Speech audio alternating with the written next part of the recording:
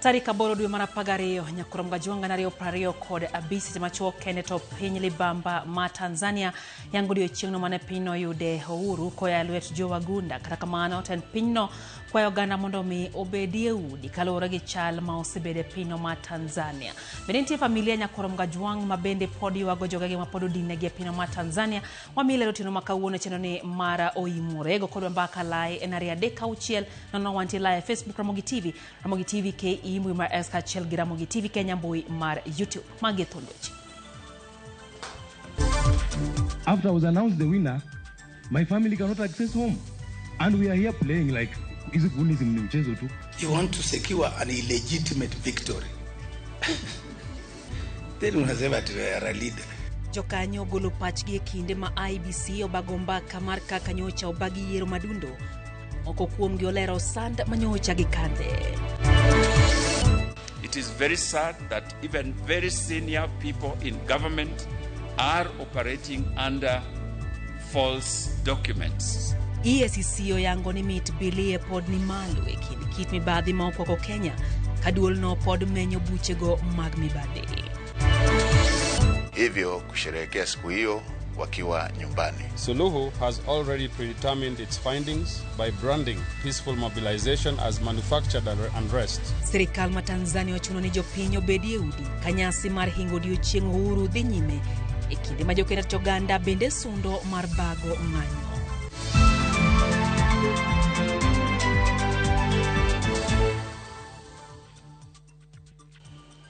Machiegni Nyakurom Gajwang jaloko en Liz Otieno nyinga Lydia Hokeyo. Jokanya sekta mar yiero koro dwaro ni mondo mi maki kendo twe jonjore manyocha ohinyo ji yiero madundo dwe mokalo. Ginyiso gai mar obila Douglas Kanja mondo mi oyaw bura ne jonjore kod josiasa matiyo kod jonjore go kanyakla kod obila mabende bedo nyapara kinde ma jonjore timo njore lela ka ji neno to onge gima obila timo. Fomaro Walter Nyambaga chako chendo mar imore gi report no heyo machal kod ma. Romo mano chiwo thuolo mar yawo chuny kendo ng'ogo oko mopongo chuny mana ndalo 10 bang' yiero madundo kod duol mar IBC. Romo mar jokanye yiero madundo mane olokore kar neno kod soko wang' kendo ono kamane ketho pekie e kire jolut ombulu kod jochung' ka jonjore bende e soko wengegi. I've never slept at home since I won elections.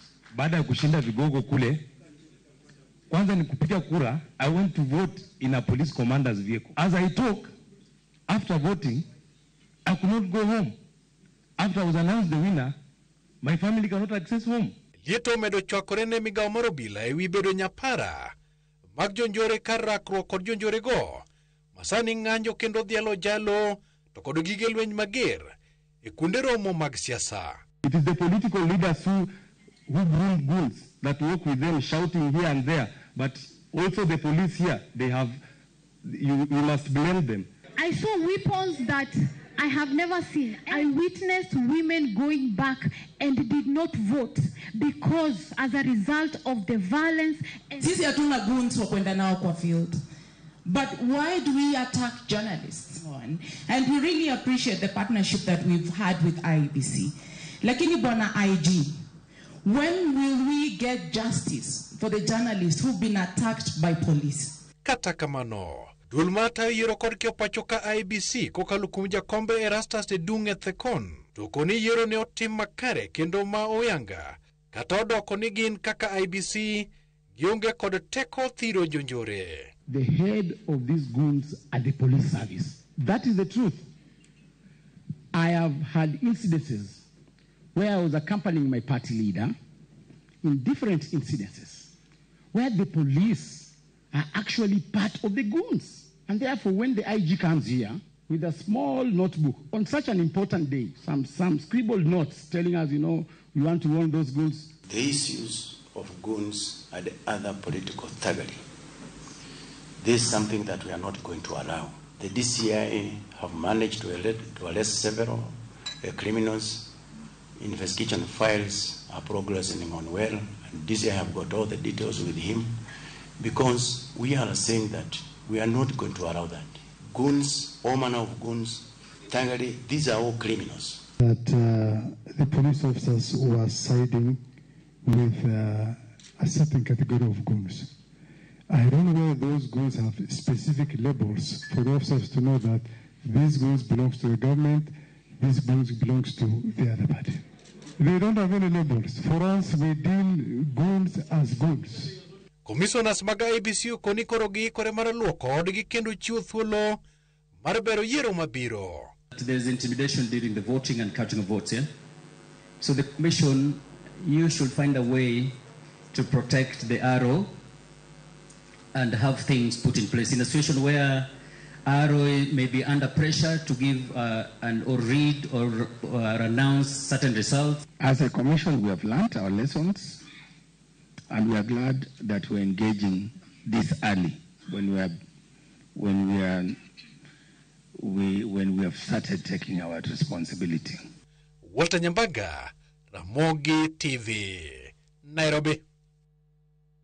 Jatend migao mateko Opiyo Wandayi onyiso moko kuom josiasa mag ODM mawacho ni duond bura ntiere kod thoche mar chungo jalar kom mar tend piny e yiero mabiro. Ne gin thuolo mar chung.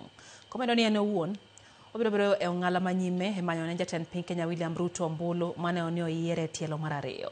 Wandayi wacho ni nitiere kweth moro mar josiasa mosewuondo jopiny kuom thuolo malach kendo luoro margi en ni jopiny itgi oselirore kendo giyango malongo tije mowinjore jotendgi otim kowacho jotelogo koro kindegi oserumo. Nolose kar chung'od bura magiem e sa chenro mar keyo teko stima kamano ayange ne piny owacho malo oseketo omenda mar siling bilion 2.2 e yik manyonge masane mar keyo stima e mier mohewo 25 e kaunti ma Siaya.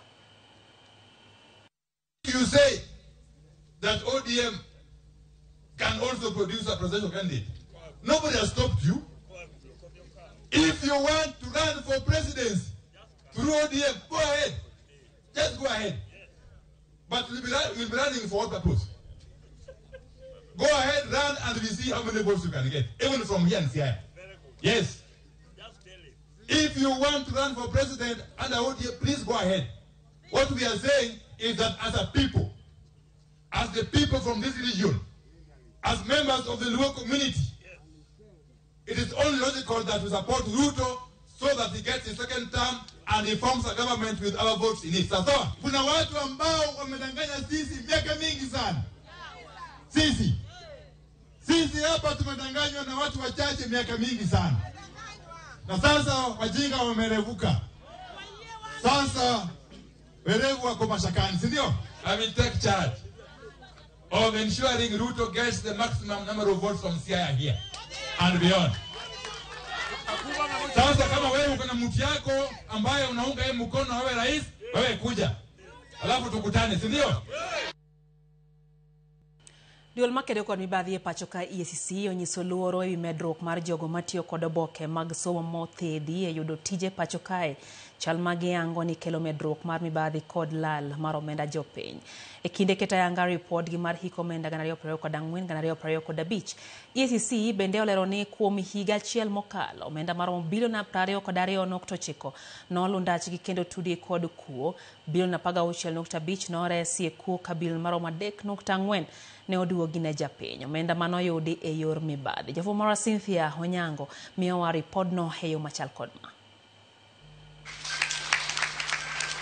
E lipot makende mopedhi kod duol makedo kod mibadhi pacho ka EACC, lipot manyiso chal mar mibadhi pacho ka e higa achiel mokalo, oketo ayanga ni duol mar EACC oseyudo lipode mag mibadhi maromo 4,183 ka e kwan ni lipode maromo 1,846 nochiw thuolo mondo med timnegi nonro. Kaluwore kod EACC, lipode mag mit bilie motelo nyime kod atamalo maromo 36.8 tiyo arietha kod omenda japiny atamalo 18.7 ka iluwe machiegni kod lipode mag anjao ma obedo namba 3 kod atamalo 13.4. Nyaka gie sani, EACC luwo buche maromo 838 mago mag ketho mopogore opogore moting'o chiwo rak e yo ma ok ler mar gedo i kambi mar Kenya Leather Park mayudore Machakos ma EACC luwe omenda maromo bilion 2.5. EACC nono rak e duol mar Kenha ma iluwe omenda maromo bilion 2 ka duol machiwo yedhe pacho ka KEMSA inono bende wi orak ma ok ler ma oting'o omenda maromo bilion 1.1.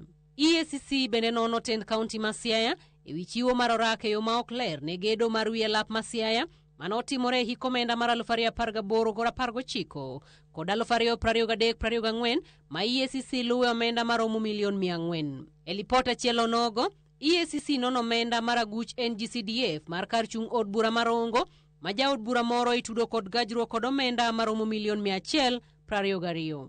Luoro mar EACC kata kamano en medruok mar jotije mathedho bok mabandia kendo itiyogo e yudo tije kokalo e yor mibadhi. Recently, the Commission convened a high-level National Ethics and Integrity Conference to address the alarming rise of falsified academic and professional qualifications. Kenya must never become a society where shortcuts supersede merit. Integrity must be upheld across every stage of our national development pipeline. It is very sad that even very senior people in government are operating under false documents. Buche ma EACC luwo kotudore kod thedho bok mabandia, utudo mar Mikala Chieng' Abade, mitudo kod kambi Nairobi Water and Sewerage Company ma EACC luwe omenda moheo $15,000,000. Michael Okelo Kwiri mar kambi achiel onogo, bende EACC luwe omenda moheo $13,000,000. Oboke somo mag Agre Juma Onyango e apis IBC, bende EACC luwe omenda maromo $11,000,000 kod oboke Elisha Okungo Guma mar apis jaga bajet mapacho kama EACC luwe omenda moheo $5,000,000. Kata kamano, EACC onyiso geno margi ni e higani gibedo kod lokruoge makare mokonyo giduoko omenda mathoth moingo mane giduoko higa mokalo, ka geno margi en mar bedo kod nyalo mar tieko buche mag mibadhi e bwo dweche 6. There is a file with the DPP, in fact 2 files on Marsabit County. There are 2 files we are just concluding, one on Mandera County and another one on Garissa. We also have started investigations in Isiolo County. So it is not that we are targeting specifically those counties. Process, like our CEO has mentioned, through which cases are taken, sometimes do not meet the threshold that we expected. And so the push or the desire for the Commission to have prosecutorial powers is basically to inject some level of efficiency. Cynthia Onyango, Ramogi TV, Integrity Center, Nairobi. Kama chelo nyakworo mgajuang jokende joganda kod weche mag uchumi ogolo report ewi chal mar ngima jopiny ka gilero ni kech onge mar tije, rochruok e chenro mag thieth kod ng'ikruok e sekta mar somo gin moko kuom midhiero moketo ngima oganda kamarach. Jafwambo Elizabeth Ajode ntiere kod ler. En romo mar chiwo report ewi chal mar Kenya. Romo ma jokanyo okawe thuolo mar lero midhiero ma okwako Kenya ma oriwo mibadhi kod timbe mag ketho katiba. Levies have been set up because they are a special purpose vehicle.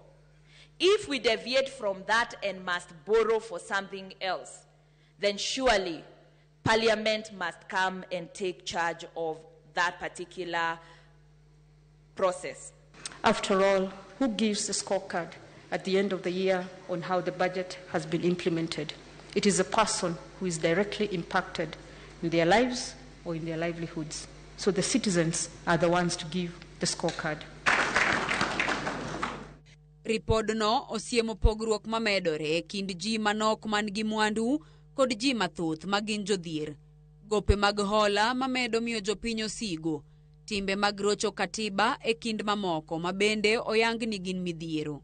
E bura no, joket sirikal tesre okwedo chenro ma sirikal nigo mar uso bath share mage kod kambi mar Safaricom. Giwacho ni ne okokao pach jopiny. The sale of the 15% stake GOK owns in Safaricom, part of the 35 you own as public. The current negotiation is giving Kenya a raw deal, and the consideration is an undervaluation. We need to ask ourselves, why is Vodacom always interested in opaque, non-transparent transactions? Have you ever heard of Safaricom bidding for frequencies in this republic? They have never. Airtel bidded for their frequencies. Jatend duond bura mar PLP Martha Karua kod Kalonzo Musyoka mar Wiper osiemo sirikal ewi rochruok mar ochumi mapacho ka. Education, about the environment you work in, and about the things you care most about. It's about the state being able to implement the rights, basic needs that are in Article 43 of the Constitution. The current regime, if that entrepreneurship and bottomish continues and is left unchecked, you cannot auction off to yourself what belongs to the people. Ripod no mabende nyiso kaka jo Kenya ni kod pek biro jumbe ariyo bang' ripot mar Oxfam manyocha oyango midhiero ma osekel gi lokruok ma ok dhi kare mag chike mapachoka kuom thuolo malach. Elizabeth Ajode, Ramogi TV. Owuok e pacho ka wadhi e piny libamba ma Tanzania, ten sirikal mar piny libamba ma Tanzania oyango ni ng'anyo ma ochan kod kweth moko mag mar oganda e pinyno odiochieng' makiny ok oyangi kendo nitiere tok chik. Jawachelo piny owacho ma Tanzania Gerson Msigwa kaachiel gi jatend migawo mar weche ma iye oko ni obila dhi kawo ndawa mager ne ji mabiro chopo mar ng'anyo ka gikwayo mondo mi yweyo makiny oyud ji pacho. Kaka Youth Moin lerono tarik 9 makiny owinjo bed ni en odiochieng' ma piny Tanzania yango odiochieng' mane giyudie loch e lwet Joe Wagunda. Kuona mtiririko mwene seche onindo to piny Tanzania yango odiochieng' mane giyudie loch kowuok e lwet Joe Wagunda. Kata kamano madhi bedo higa ma okwongo ma piny libamba ma Tanzania timo e nyasi mar paro loch ka gini e udi. Ma kaluwore gi maliekore ni kweth moko mag jodaki e pinyno ne ochiwo ripode ni gichano bago ng'anyo mar atipo mar kwedo telo mar Samia Suluhu e okang' mar ariyo magikoni ne ok oyudi e telo e yo mar atiro. Jatend migawo mar weche ma iye mar pinyno George Boniface Simbachawane ma e twak kod jofwambo kokalo kuom od fwambo mar Global TV onyono piny ni ng'anyo mar tarik 9 no ok oyangi ni e tok chik kendo bila dhi tiyo kod tekogi mar chungo ng'anyo moro amora ma ibiro bag kiny. Tarehe 9 ya mwezi huu wa 12, yani kesho, tuna watu wanahamasisha na kupanga kufanya maandamano wanayoyaita ya amani yasiyokuwa na ukomo. Hayaeleweki yanafanywa na wakina nani, ili tujue hata tuzungumze nao. Lakini tatu, yanaambiwa hayana mwisho. Sasa hayo sio maandamano, hayo ni mapinduzi. Hayo ni mapinduzi, sio maandamano. Na ni kinyume cha sheria, na kwa hivyo vyombo vyetu vya usalama vitayadhibi. Elo Samia Suluhu, jawachelo sirikal Gerson Msigwa bende ochiwo ote ne okoni jatelono kwayo ne jopiny Tanzania hawi maber mar odiochieng' loch. Kata kamano lombo ji mondo mi obedi e udi e odiochieng' te ma ok orocho arita. Rais wa Jamhuri ya Muungano wa Tanzania Mheshimiwa Dr. Samia Suluhu Hassan anapenda kuwatakia wananchi wote heri ya sikukuu ya uhuru wa Tanzania bara inayoadhimishwa kila mwaka tarehe 9 Disemba. Aidha, serikali inawashauri wananchi wote ambao tarehe 9 Disemba 2025 hawatakuwa na dharura kuitumia siku hiyo kwa mapumziko, hivyo kusherehekea siku hiyo wakiwa nyumbani. Ote mar jotelo mawuok e pinyno biro e kinde mar riwruoge makedo ne ratiro mag oganda e piny Kenya to koni gichano bago ng'anyo mamuol nyaka e log tich mar mbetre mar piny Tanzania ma Kenya mar chwalo ng'ur margi kama oriwo dwaro mondo mi jatend pinyno ogwe tao ji ma odonjnegi kod ketho ma opogore chakne ne tim yiero owe thuolo e kind dwaro mamoko. Immediate resignation and departure from office of Samia Suluhu Hassan to pave way for a transitional administration that works to restore citizen voice. We demand the release of all detainees, dropping of politically motivated charges, and guarantee of access to legal representation. We purpose to deliver a memorandum to the Tanzanian embassy tomorrow, which has specific demands to the government of Tanzania. So our actions tomorrow will be directed towards the embassy of Tanzania, and we are also calling on all Africans across Africa and global citizens to do the same and visit the Tanzanian embassies worldwide. Juba maokalo e twak marwa kod jaod bura machon ma Mwanza Ezekia Mwenje ne oyango ni ok owinjo jopiny Tanzania obag ng'anyo Kaluwore ni Suluhu nyicha osechako kelo lokruok e thoth dwaro mag jodak kama oriwo loko katiba. Judith Omondi, Ramogi TV. Kawantiere pino ma Tanzania, familia more county ma Kajiado dwaro mondo mi piny owacho kokalo kuom migao matudruok pinje maoko donjre wach min-gi ma giwacho ni ne ondhi gi obila ma piny libamba ma Tanzania kendo nyaka sani pok ging'eyo kama entiere. Nyathi miyono ma bende ne ogeng'ne piny Tanzania kendo ringo duoge pacho kae oyango ni sand nokadho e lwet obila ka bende oyango ni nitie jo Kenya mathoth ma pod ogeng'negi e piny libamba ma Tanzania. Moses Kanani en rawera mosebedo kati e piny libamba ma Tanzania e sekta mar limbe. Ne obedo jahawi bang' pondo kendo ringo duoge pacho ka bang' ka nondhi tarik 29 dwe mar 10 e boma ma Moshi kendo notwe ka igole jela moro ka itere machielo ka isande. Walikuwa wananipiga na rungu kwenye majoint huko mgongoni huko. Na pia walikuwa wananipiga teke kifuani.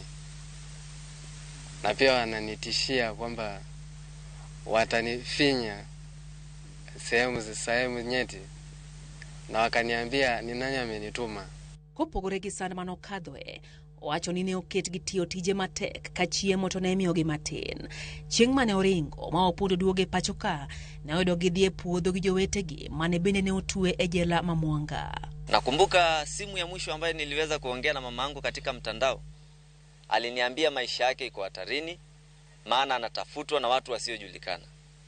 Wale waliokuwa karibu na yeye wakanipigia baadaye wakasema mama amekamatwa na tukate mawasiliano maana wakijulikana wanawasiliana na Wakenya watakuwa mahali hatari sana. Kano chopo pacho kano yudo wach ni min mare Margaret Kanai maen ja ohala e chiro ma Kariakoo e boma Dar es Salaam bende ne omaki ka familia mare wacho ni ne ginene mogi tarik 3 dwe mar 10. Nilikuwa naomba serikali ya Kenya iende kasaidie inisaidie kumpata mama yangu, sijui mahali yupo. Na pia wapo wa Kenya wengi sana ambao wanateseka sana kule Tanzania bila sababu. Okwa pinyo wacho mapacho ka kokalo kuom migao marango weche tudruok pinje maoko mondo mi okony e yudo yore minyalo wego min mare thuolo kanyakla gi jo Kenya mamoko ma pod ogeng'negi e piny Tanzania. Okwayo rawere ahinya ma Kenya ma geto riwore e ng'anyo kiny mondo mi obed motang' e kinde ma piny Tanzania bidhi alo chieng' yudo loch mare kalore ni inyalo ndege gi tend pinyno. Kata obedo ni piny Tanzania gi piny Kenya osebedo ka kwer ni onge jogo mane odinegi e piny Tanzania, oramo ni kwan malo pod odinegi kendo kadho e sand. Tanjoten migepe Musalia Mudavadi olimo familia mar jaod bura mogwel Mosendo Joseph Hamisi e boma ma Nairobi kama ochwale ote mag lit kod kuyo. Mudavadi oparo Hamisi kod tije kaka jatelo mano owale bwoduon bura mar ANC. Mudavadi opo Mosendo Hamisi kaka jago mane oketo nyime agenda mag dongruok kod chwalo demokrasia mar piny Kenya.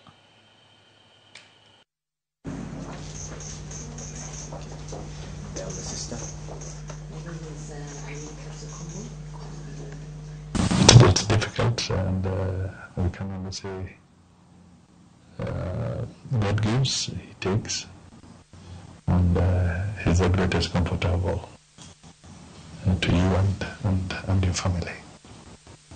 Tumekuja kusema tu pole. Yeah, pole kabisa. The rest is we have a memorial service on the 11th at Regis Baptist.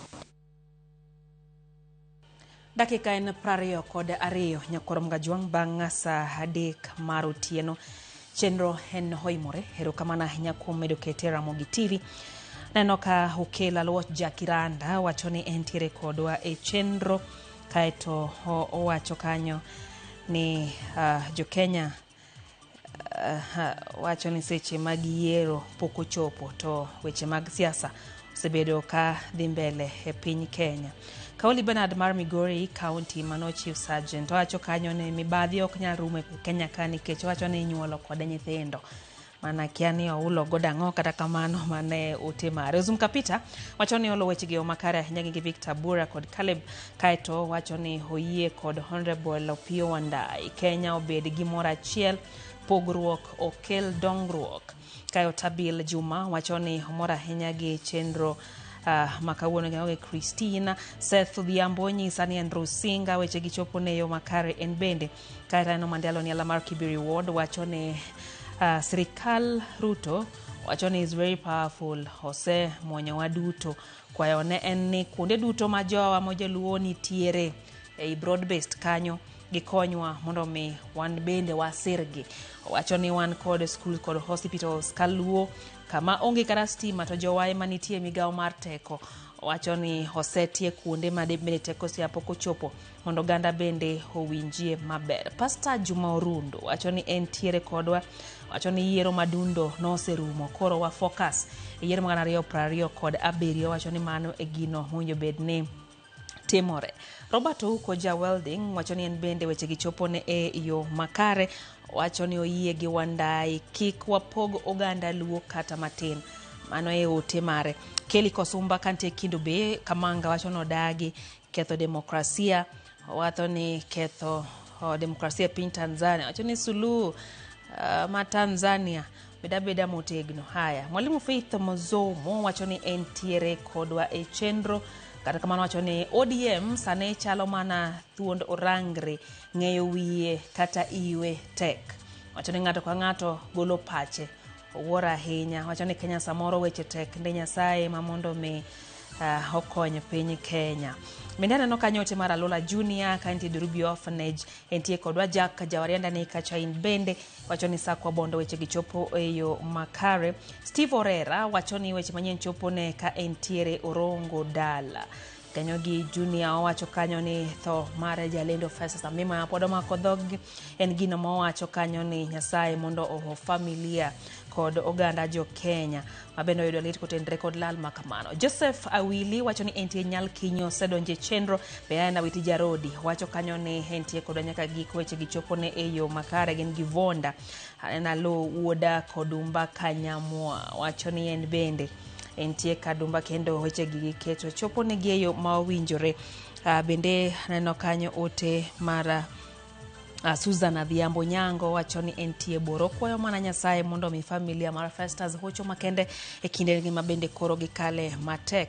Oraro wuod Nyasiaya in bende wacho kanyo ni entiere kodwa gi jo odi duto. Oyo matenya koro mga juang chenro en oimore ke kidhi mabor bende cholno ote mari ang'wa som gika gidonjo e chenro ne kidhi mabor. Odoko nak machokende ma en oimore.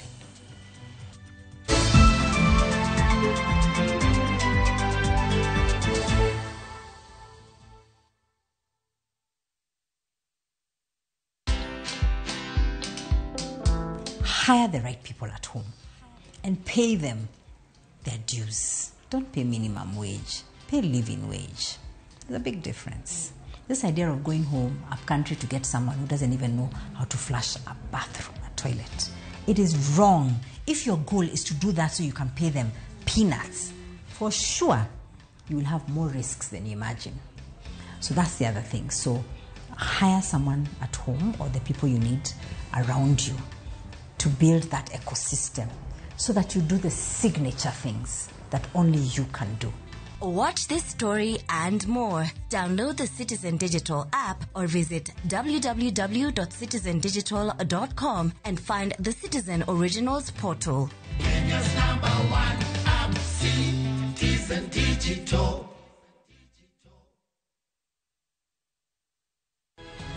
Nyikwa Ramogi bedi her mar loko puothi obed ohala madhi maber kendo med yuto mari. Ober nikech en crop manyalo miyo pidh kata gwen, pidh dhok yo mayot. Wakelo ni chenro mar pur gi ohala. Chakre ikolo nyaka geng'o kute machamo pithwa. Pur mar nyanya nyaka ing'e tuoche mag nyanya mokwongo. Mar ariyo nyaka ing'e yedhe migoyo nyanya. Puonjri yore mabeyo kendo manyasani mondo imed keyo mari. Mondo yud yuto maber en ni niang' nyaka ido maber miol ne pi timne irrigation. Kaka chiro medo lokre wanyisi gigo mausre kendo nigi nengo kaka kinde loko. Koro rabonda no kapure kota eka ni kapure maber balose tayute molo kana yudo oduma e puodho mar kota ne eka. Tudri koda ana lori nyaka black tichadek sa achiel gi dakika 45 to mana e Ramogi TV.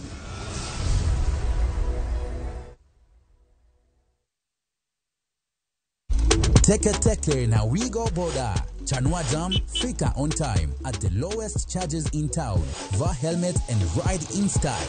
Ni safi, ni safe, na ni easy kwa mfuko yako. Wigo, your trusted ride. Download the app now. Ama SMS Wigo to 20425. Ndio ufike right on time. Wigo, your trusted ride.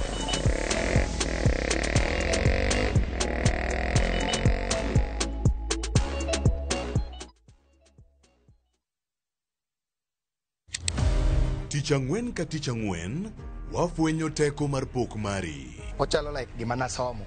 To ok nasome polytechnic. Nena inajua kali tu. Kaka kura timeni. Pok pogore. Keto lere wi jogo mapile loko michgi, obedo ohala madhi maber kendo bedo yo mar yuto margi. Tigoni inspiration ayudo kuom jo Masai. Ineno. To ipuonja mondo an be no puonja mondo an be ang'e loso. Ochoko glass, machalo kaka takataka. To wachwakogi kasto waloso gik mopogore madhi e ute mopogore. Ticha ng'wen ka ticha ng'wen, saa 2:30 okinyi. Mana e Ramogi TV. Kik bai.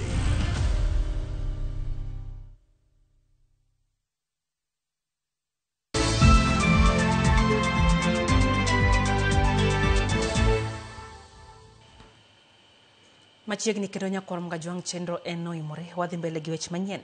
En fungruok ne moko kuom jodongo kod jogo mantie kod ng'ol mopogore kaunti ma Homa Bay mapok ne oro kwayo mar yudo pande kaluwore gi chenro masane sirikal dhigo nyime kor gwenge mopogore mane onegi yudo pande. Aka ripota marwa e kaunti ma Homa Bay, Halia Beach leronwa chenro mano dhi nyime kar chung'od bura ma Suba North ne okelo mor ne jodongo ma osebedo ka onge opande kuom higni buora. Chenro mar chiwo pande ne jopiny mapok ne yudo pande mag-gi ne ochaki kod sirikal kokalo e bad migawo mar arita kwe kendo osebedo ka odhi nyime gwenge mopogore e kauntis ma Kaluo kae gi apisas mawuok e migepe mag sirikal mar konyo joma ne pok oyudo pande ma bende noboke mochuno e piny Kenya. E kaunti ma Homa Bay chenro ma kamano ne otere gweng' ma Ogongo e kar chung'od bura ma Suba North kama apisas mawuok e migawo mar ndikruok mar oganda ne ochope mar konyo jopiny mapok ne oro kwayo mar yudo pande mag-gi kod mago ma opande gi ne olal. Jaduong' Tobias Okelo osebedo ka onge opande kuom higni madirom 17 bang' ka tulo mane omuoch e pacho ka tok yiero mar 2007 ne oriembe Nairobi kama okoni ne oweyo opande mare kaachiel kod obok mamoko mochuno ka okoni oseneno matek nikech onge mar opande. Namba kipande onge kata kaka nyalo dhi e weche mag loge kidwaro kata namba lo opande kionge kaka nyalo yudo. An gi tabu mang'eny. An mor ahinya nikech koro ang'e ni nyithinda bodhi skul, an be koro nyalo bedo kaka jakenya.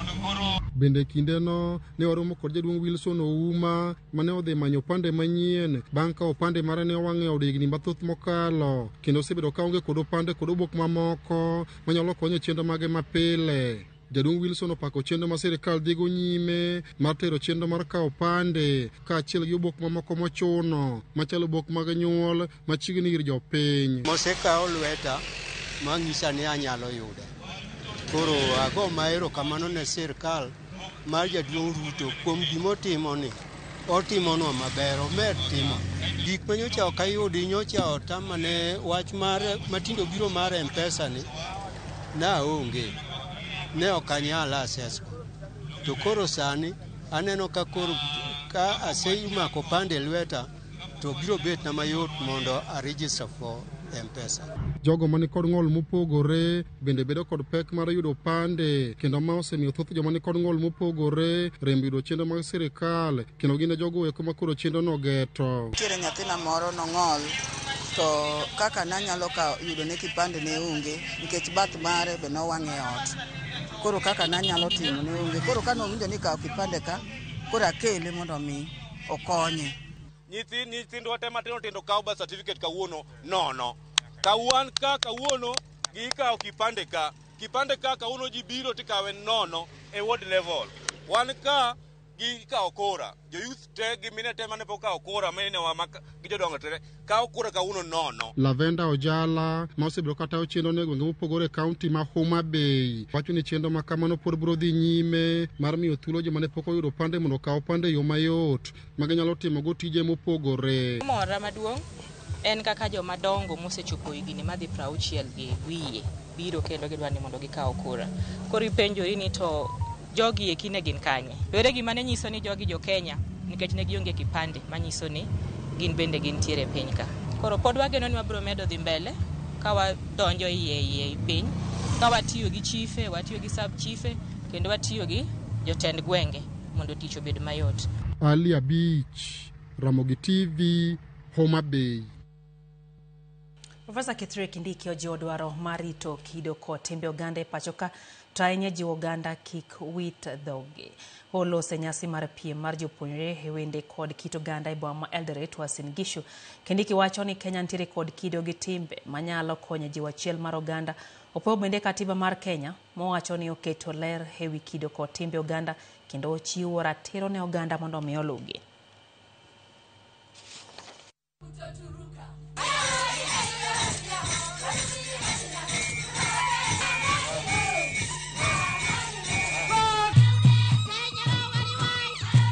The Constitution demands all of us be protected in our diversity, in our different languages, and in our different cultures. It's even biblical. In the book of Genesis, and the Bible says, and God ordered, and God established all these nations of the earth in their languages, in their families, and in their nations. And as I sat here listening to beautiful renditions and music and poems sung in our different languages, I was asking myself, why are we so thankless? Sometimes we don't appreciate we have a beautiful, beautiful country in our diversity. Mimi nataka niwashukuru wote ambao wamehusika katika kutukumbusha tamaduni zetu, na niwahakikishie azimio la serikali ya Kenya kulinda jamii zote, watu wote wa taifa la Kenya, makabila mbalimbali, lugha mbalimbali, watoto, akina mama na wazee. Jagoro mongere migao mar somo Julius Bito kosingo ne jopuonj mag junior school ne serikal biro miyo gi tich makare chakre higa manyien. Bito no wacho magi kanolose gweng Masao Seldama Ravine ne seche magi iko mar Brian Kuto man nyathi jatend skunde nyiri ma Metkei Rosemary Kuto. Jopuonj mag junior school osebedo gi ng'ur ewi mano magi wacho ni serikal pok orango chal margi kinde duto mabiro kelo fuong'ruok ne jopuonj junior school ponono ni singo makama ochopo kare. Shughuli zote zilipangwa na for the KSS teachers to be employed on permanent and pensionable. It's not a walk in the park. Sio kitu ya kusema kwa chukua hapa confirm. When you confirm there is notice, what do? Watu watakula nini bila hii? So what we are telling you, and I want to speak from point of authority, is allow us to look for money in supplementary to ensure that when they are promoted, they get salary. And when they are converted to permanent and pensionable, they have something on the table. We believe with your guidance and your presence in that education committee, you will do something for us.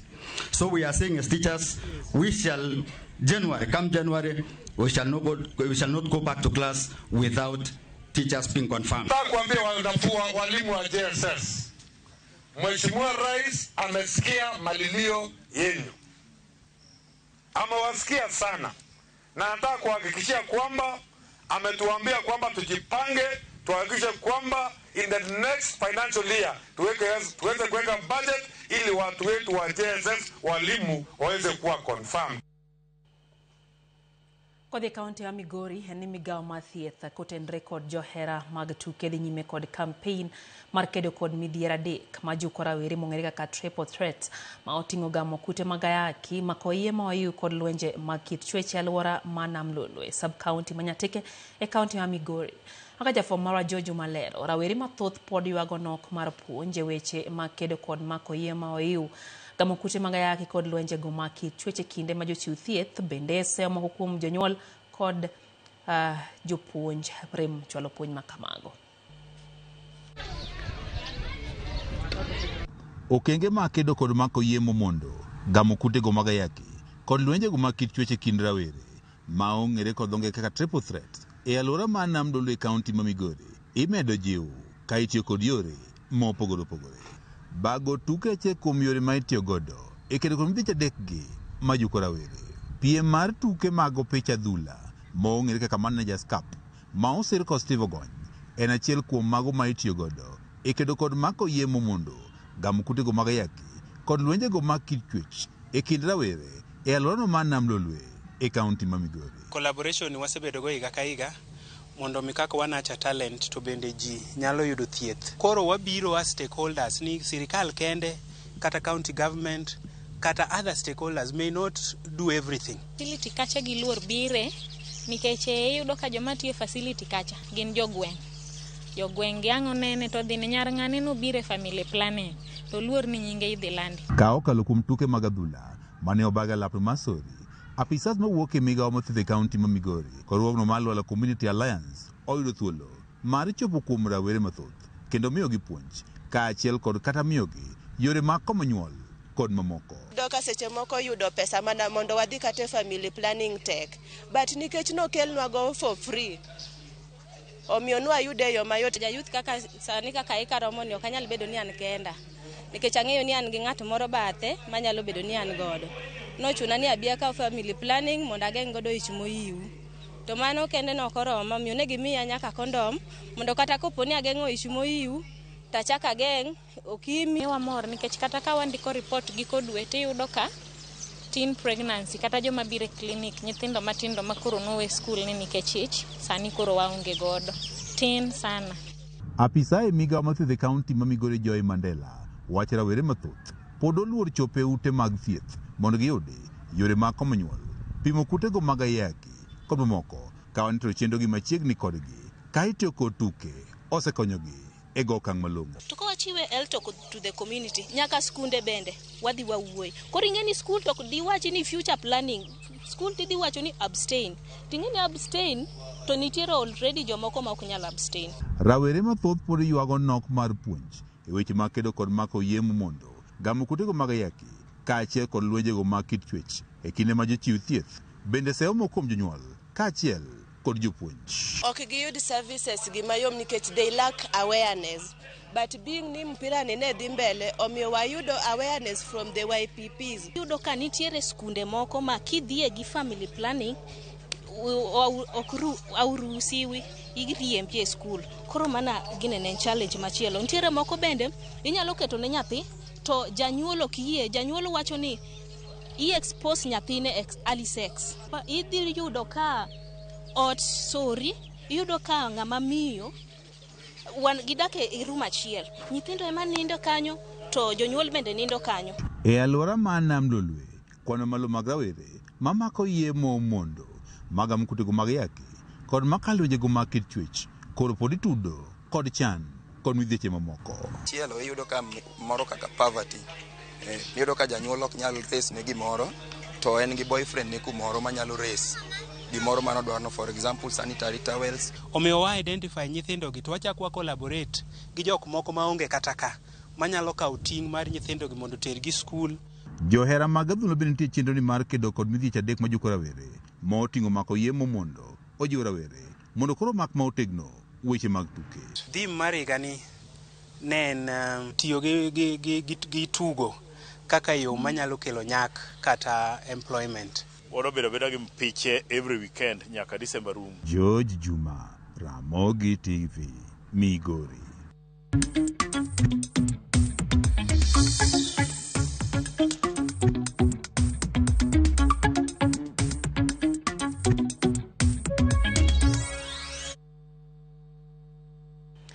Mago hala riwruok mar Kenya Union of Savings and Credit Cooperatives KUSCO osechako chenro maduoko omenda ne riwruoge mag saga mosebedo ka bandhogi omenda maromo siling milion 284.2 chakre higa mokalo 2024 kaachiel kod higane.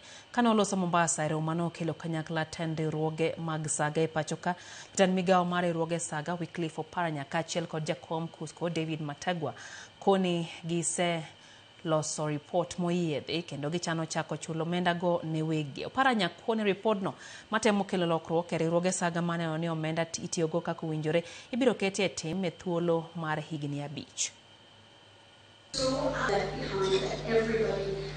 We must strengthen oversight institutions like SASRA. SASRA provides an oversight supervisor role within the financial sector. Secondly, we must protect members against their savings being eroded. And that's why we are coming up with the Post Protection Fund.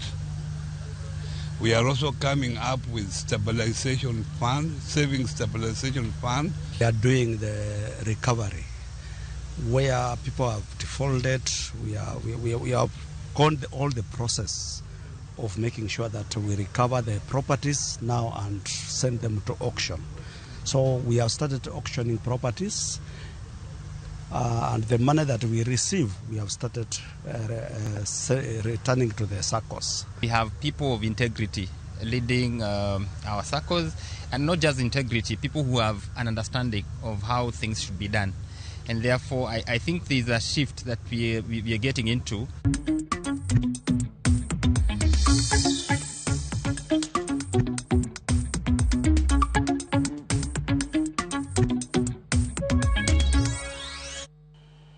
Waka yo machielo nyakurom gajuang chendo ni mar oimore neno ote mar Oguda Kayesu kantie Makalda owacho kanyo ni gintiere kanyo gi joka Madi kendo elo joka Madi makwar gi tegitio mosanya ne familia mar jakom kendo jafwambo wadwa Festus Amemo Mudi mowacho ni thomare podo mako ganda gi wuoro ahinya kendo kwayo hocho mar Nyasaye ne familia osiepe kod wede. Eno bende ote mar Ajali Jarongo wacho ni jowa okawo pande kendo gindikre kaka jogo kura mano kende teko kaka oganda. Wacho ni EACC omak jotelo machamo pes jopiny. Bende neno ote ma Felix Olualo wacho ni enti Kakamega wacho no ya ahinya gi chenro mopio Wandai chwale kor gwenge mano mar keo teko stima. Celine Dion wacho ni enti kuoyo kochia Morgram gi TV. Jawarianda Jakanini kacho wacho ni siro wacha mar ng'anyo ma Tanzania kaluwore kod demokrasia marach masani ntiere e pinyno. Bende aneno Willy Sutieno wacho ni enti seme Kaila gi min Judy Jaude Christine wacho ni gimora hinya Ramogi TV. Caleb Figo wacho ni entiere kodwa e chenro kaito jako gelo dhisa neni kacha in bende wacho ni gin ginyako chan suda. Neno ote mar Owino Janabi kantio yani Masaya wacho ni suluhu ok jatelo maber wacho ni mosne aringo kantie wikodongo komora hinya kakita piny Tanzania. Upiaja chuma bende wacho ni entie Nyamasara gi jochuma duto ma Kisumu. Bende aneno Mosha mar Gifadha wacho ni entiere Ombei Wandae huweyo kaka dhano lakini josiasa giwegi ema political interest dhi pogo gi mokwongo kapok opogo jopiny. Koyo matin wadu kod mago mag tuke nyakuram gajuang chendo ne more keke dhi mabor.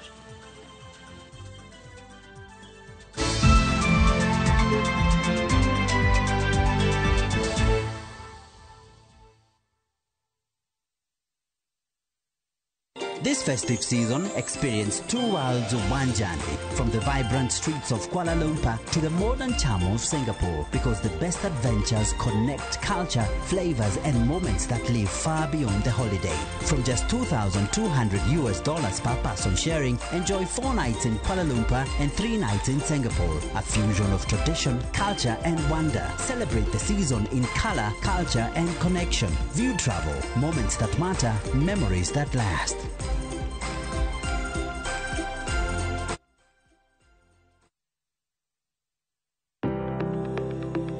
Ringreni wuoyo, to be ichiko iti, en aonda, rem mora mora, en ranyisi ni ringreni wuoyo kodi, e penj laktar, walero weche ma ringreni temo nyisi, ka wakelo ni paro mag jomolony. To wacho ni mondo mibed gi rageng' maber nyaka bed ni chiemo makare, nikech askeche gi iloso kuom chiemo makare michamo. Paro manyalo reso ngimani. Kochopo kar food allergy kae, to kinga ma del ma ng'ato chako gore gi chiemo mochamo. Kod weche mag thieth mayudore achiel kachiel kuom joma olony. Nyalo bedo ni ng'ato nigi ratil man malo. Koro konyono to onyono to choke cartilage ka toyore konyono kecheratine mare man malo mano nyalo miyo bende ngato nyalo yudo arthritis no. E penj laktar gi Ruth Otieno wuok tich nyaka tich abich saa 12 odhiambo mana e Ramogi TV.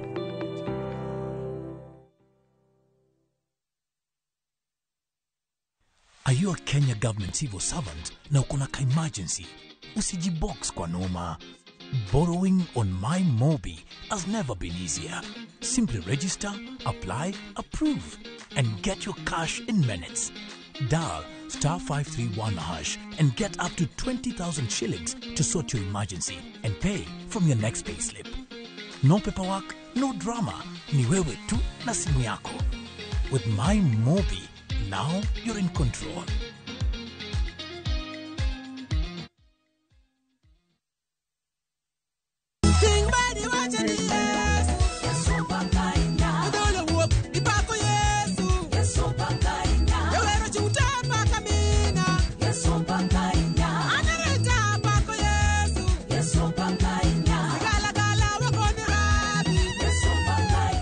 Ng'wono mar Nyasaye kihero wende ni bonyesa *860*419# to parni ya Ramogi TV ene od jower duto te.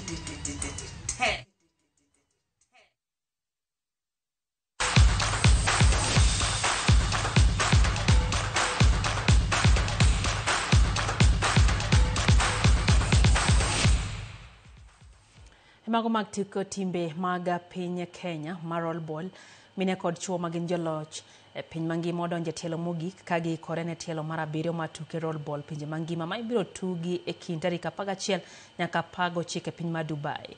Chenro mag walo jotugo no tim momonde season manoyo jotugo mawuok e Kenya mangima tok yiekogi makare ne oyier jotugo 12 moriwo wakeini kod chuo kendo keto gi kami mar piago lony magi kod keto kare kitugo kod chenro mong'ith motelo ne tuke mag pinje mangima. E kinde magi kore mar biro no lweti ka joloch thoro mar wach magin go en dwaro dunyo timbe kendo hetielo ni mar 7 ka gigeto duogo pacho gi okombe 2 go mane gilo higa mokalo. Ready to go to defend the World Cup because currently we are the World Cup champions.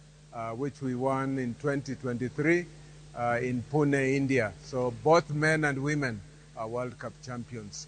Earlier in the year, we had the Junior Championship under 17, which was held in Kasarani, and we are currently position 2, both men and women in the world.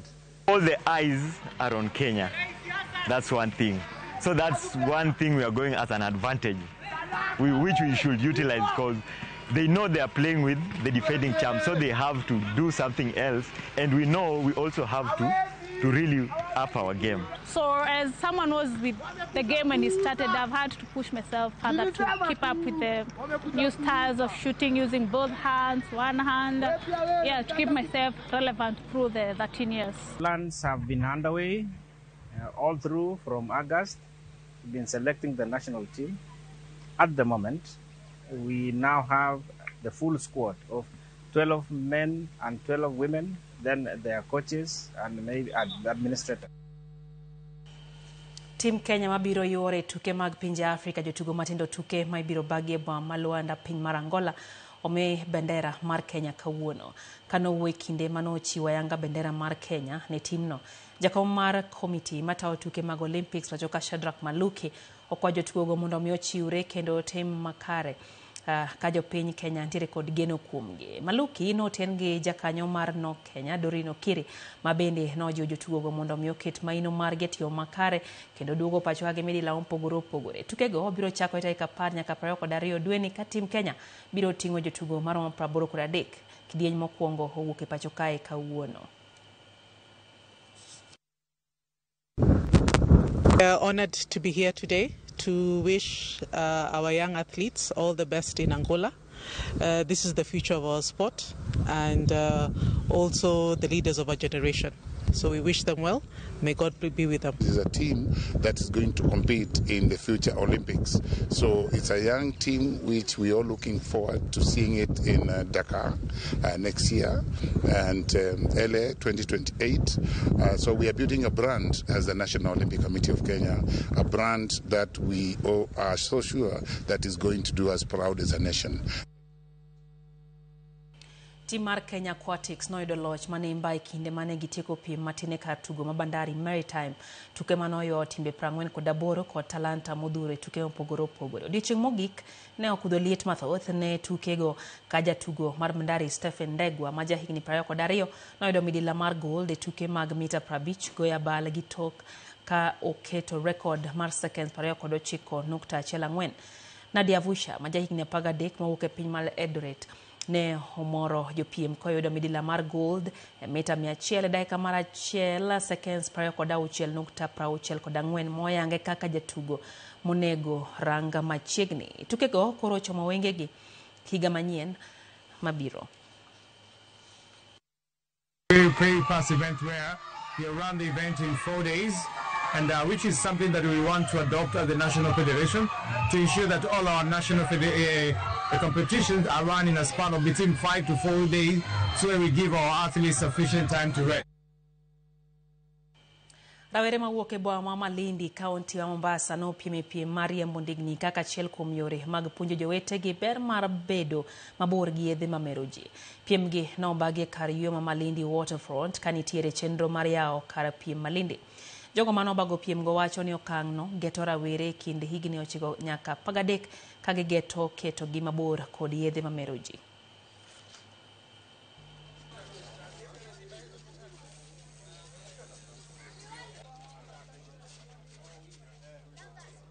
Lengo ni kuwa engage watoto wetu ndani ya Malindi sub county, kuwaepusha na mihadarati, drug addiction, kwa sababu an idle mind is a devil's workshop.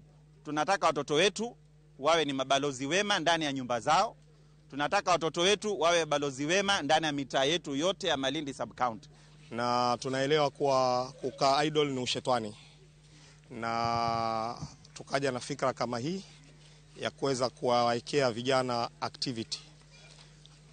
activity kadhaa ambazo ikiwa kijana hakuweza kucheza mpira basi aende kwa activity ya baiskeli, aende kwa activity ya skating, ya swimming. Na hiyo tumeweza kuweka kila wiki ili kijana yule asikae mtaani, aweze kwenda mazoezi kila leo ili wakati wa mashindano ikifika aweze kushindana. Hilo linapelekea kuondosha kukaa bila ya mpangilio wote mtaani na kuondosha katika mihadharati ambao ndio janga kubwa ambao lioko hapa.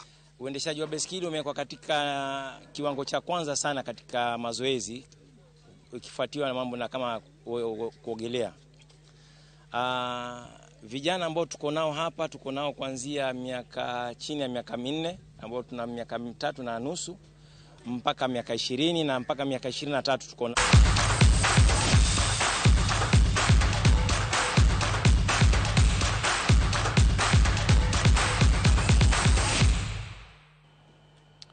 Kanye mwatieke chendone maro yimore nyakorom gajuang. Engineer Lazaro Kanyambok wacho ni wan kaka jopiny wantie kod ratiro makatibo miyo mar duogo jotelo pacho kata recalling leaders kata paronegi kama gidhiye marach. Wako ODM leaders to strategize kendo gimanya rhythm mar wuoyo kod dhok achiel ka okamano to pogruok margi nyalo miyo tend chama dhine mwache. Bende owacho ni joluwe manitie top ODM leadership wacho ni en gima winjo bed ni girito malong'o gi tekre gi te ka giketo tugo mag lalruok to gibiro poka telo mar party odhine jomwa. Mano pach engineer. Eno bende Job Jagongo wacho ni entiere kodwa gi minode Jacqueline Ochieng wacho ni IBC oikre kama longo ne yiero mabiro mangana 2027. Wacho ni wang' ni jopiny ok dwar tugo. Eno bende ote mara Joela Nayo mano jawer matuklu wacho ni gintie Migori North gi Pastor Loch gi mora ahinya gi chenro mar Imore odhiambo makawuono. Menano Desmond Wododus wacho ni en bende weche gi chopone e yo ma owinjore. Okoth Felix ndiye Kayole South Okila Fasti Boniface wacho ni en tiere namba Kodero kaito Kon Kimrage wacho ni en tiere kod wero kawana ahinya manomino Gada Masene gintiere godo kanyo. Bende Kati Sotieno wacho ni gin giwuon gi Charles Ojonyo gi mora ahinya gi Ramogi TV. Neno Jack Jawarianda kendo kacha kaito Dongo Jaulo mantiere Loma Sigomre en bende wacho ni mora ahinya gi Ramogi TV kaka neno ni weche ochopone oganda. Sara Singanya Kwaro Dongo nitiere Kanyamkago West kaito neno bende ote mar Elijah Marshall wacho ni gima dhiere ni ntiere walo more party nyaka ne Raila bed maonge wacho ni moyo gibed forecast mondo gichiw telo makare. Neno bende Victor Onyango kantie North Uyoma wacho ni ang'oma ok timre kane Haidigo to ne onge nango ni to ang'o miyo sani okanyaka jok moneno ni ne dongo ni ne onge kod ID nitiere jok mamek gi samoro lal miyo mae sama bende gin bende gedhe gi kauge. Felix Ochare kantie Kanga wacho ni Medgo Musaina nindo mar Festa za memo ne familia mare Nyasaye mondo ket chunye kamokwe. Andrew Kawuok Kajulu bende wacho kacha ni entiere kodwa e chenro mora ahinya gi Ramogi TV kata kamano wacho kanyo ni Suluhu tayo piny Tanzania heyo makare eno mora ahinya gi kitelo no. Neno bende kanyo Celine Dion wacho ni Kochia weche gi chopo ne en bende kaito Lucas Ochieng aneni kacha in bende wacho ni mora ahinya gi Ramogi TV. Erika Woche wacho ni entie Kayole kaito wacho ni gin gi japuonja Beach Bando gimor gi Ramogi TV gin bende Odiwa Migori aneni kacha wacho ni Naivasha Town weche gi chopo no heyo mawinjore. Nyakora mgajwa nikech sa yena lore gi kanyo kamana ahinya kuom kete Ramogi TV elo timo no ni weche gi chopo yo makare wagoni ero kamano wasebedo kage director mar Bob Wafula kachiel ko jalo Kolizo Tieno nyinga Lydia oriti masana.